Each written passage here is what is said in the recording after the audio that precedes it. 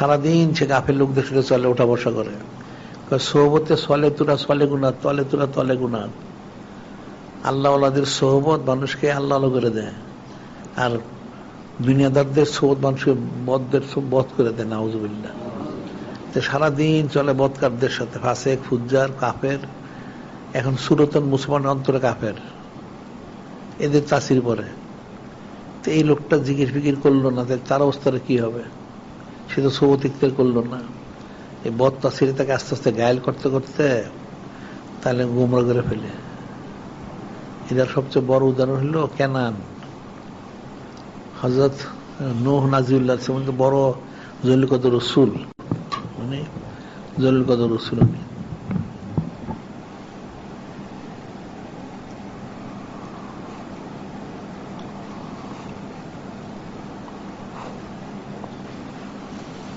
উনি তো ওনার ছেলে তো নবী রসুল হওয়ার কথা, নবী রসুল তো দূরের কথা, ইমানদারি থাকতে পারে না। কেন?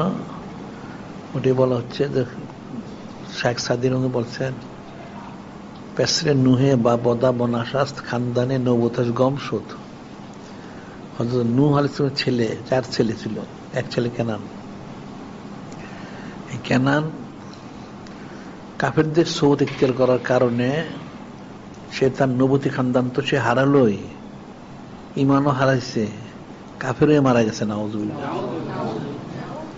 তাহলে সোহবতটা কত গুরুত্বপূর্ণ, কিন্তু মানুষ এটাও বুঝলো না। তো কি বুঝছে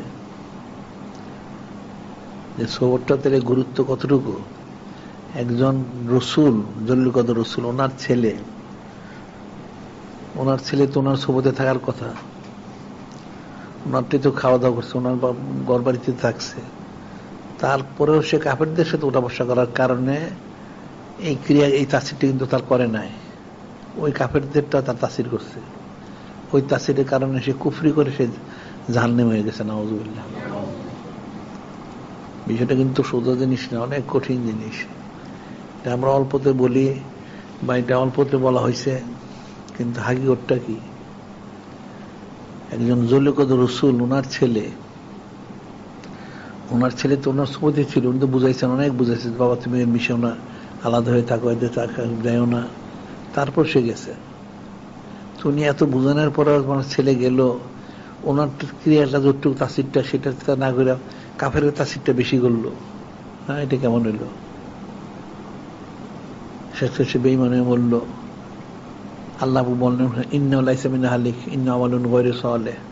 আল্লাহ ঘোষণা বললেন, হে হযরত নূহ আলাইহিস সালাম, এটা আপনার সে আমরা পরিবার অন্তর্ভুক্ত না, তার আমলে কুফরি আছে। বিষয়টা তো কঠিন অনেক।